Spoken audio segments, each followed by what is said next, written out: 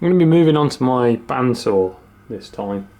I need to get this off the bench because I've got some other things to do, but it's up here because the bearings, well, the guide bearings that it comes with are just absolutely grenaded themselves. I've replaced a couple of them already with some that I've had lying around, but ultimately, yeah, it's good for the money, but it still had costs cut where they shouldn't have really. So the bearings are cheap, and I don't think they're even hardened. Let me go get a file.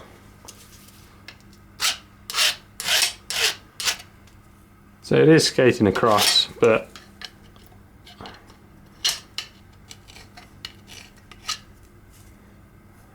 they are hardened, but they're not the best quality. And as many other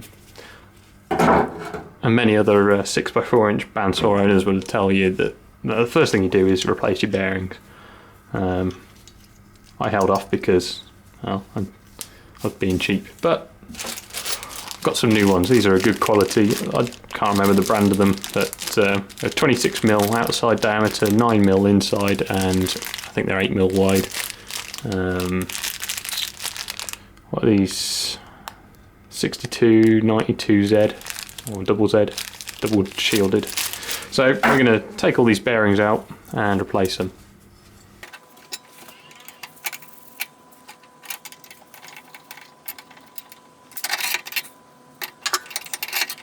Put it in the vise this way so you can see what I'm doing.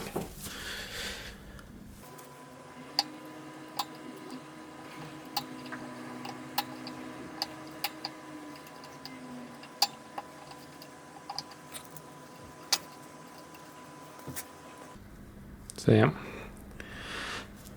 that has, well, shattered. The cage has fallen apart, balls are missing, no idea where they are. Yeah.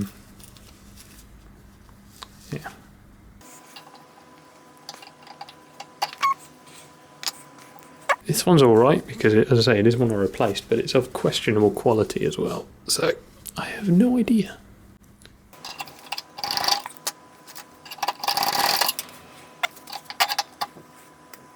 Yeah, if you're stuck for gifts for Valentine's Day or your missus's birthday, just put a load of inner bearing races on a bit of chain and you've got yourself a engineer's Pandora bracelet.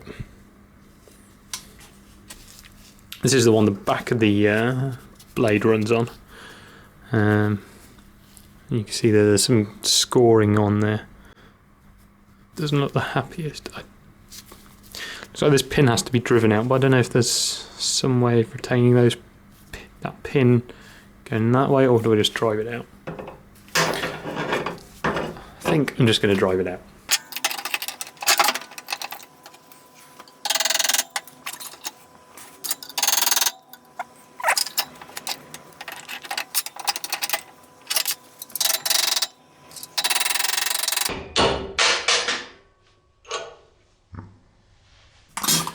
Just a tight fit.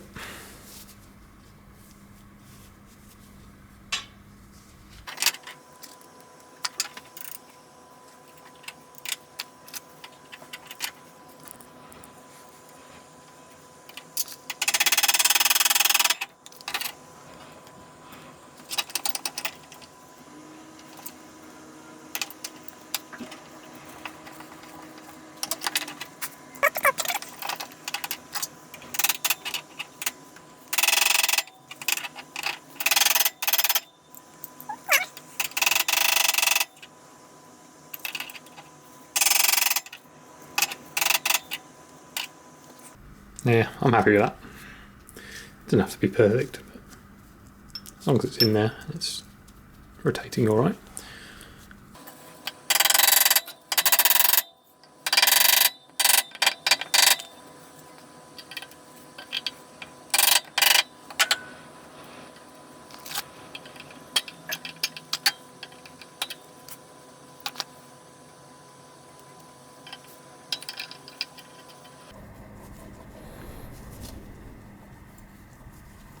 They're full nice. Once we get it back on the machine, I'll adjust those up. The bottom blade guide was exactly the same as the top one. Just have to drive out that pin for the thrust bearing, and the two ones on the side are just held on with the circlip and friction. So yeah, we can put these back on the saw now.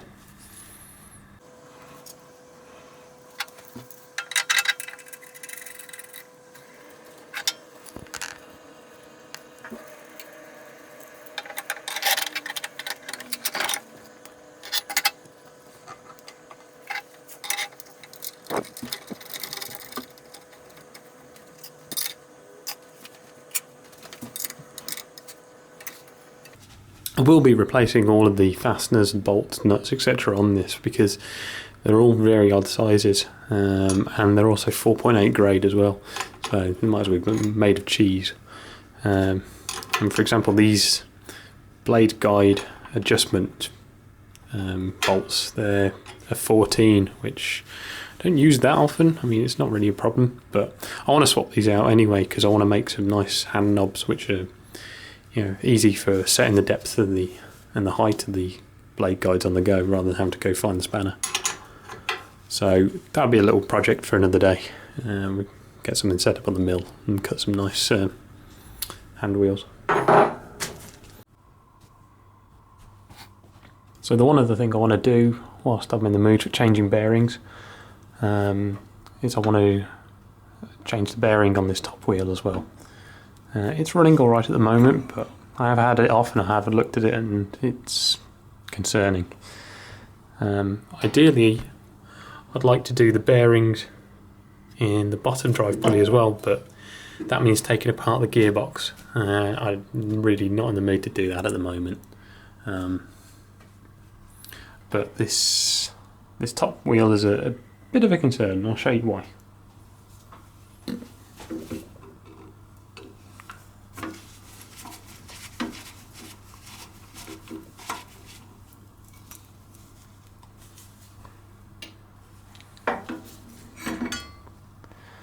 So it is only a slip fit, and there's a spacer collar which is just a bit of cut welded tube.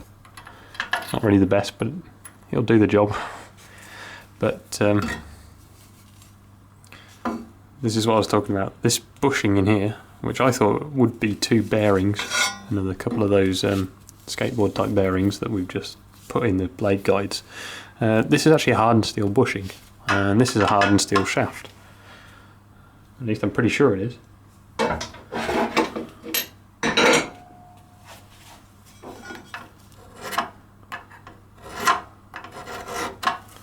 Well, it's somewhat hard, and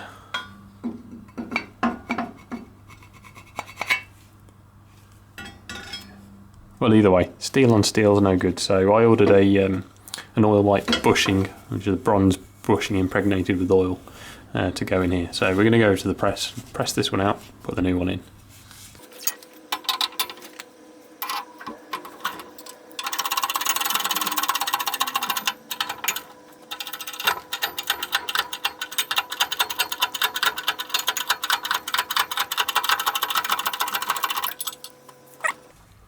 There we go.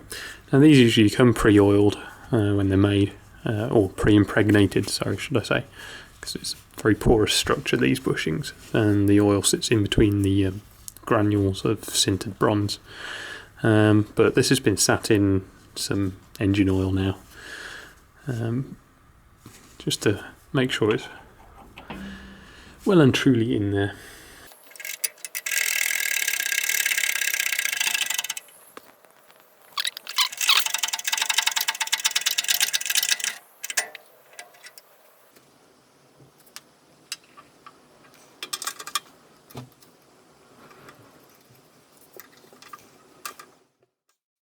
So setting up the blade guides and getting the blade to run true is a bit of a faff, as it's not like a conventional bandsaw where the wheels are sort of parallel to the cutting direction. But basically, if you follow the manual, it does give you a good idea on how to get this set up. Basically, the inner two blade guides should be fixed in position. Mine are not, they're actually on eccentric cams, so you can adjust them.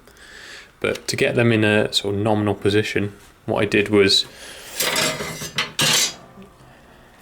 grabbed a 2-foot steel rule, 600mm, and I put that in place of the blade and against the inner 2 bearings. Then I adjusted them on their cams so that the rule of them was just touching the flanges of the top and bottom wheel. Then when I was happy on the position of those, I locked them in place.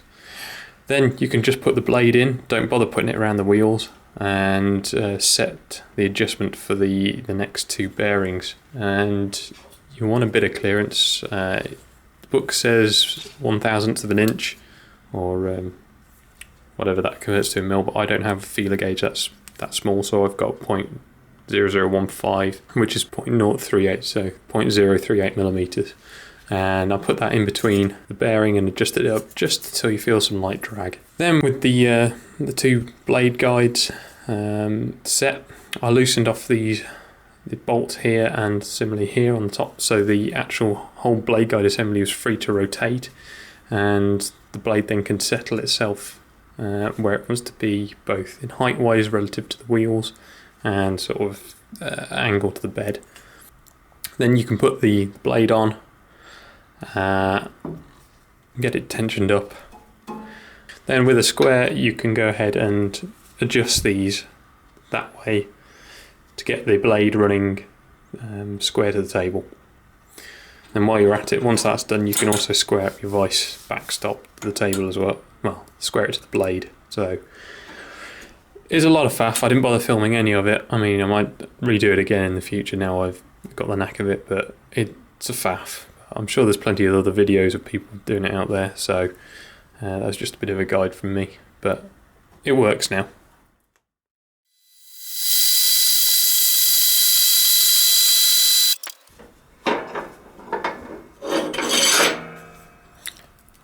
Well, that doesn't look too bad. I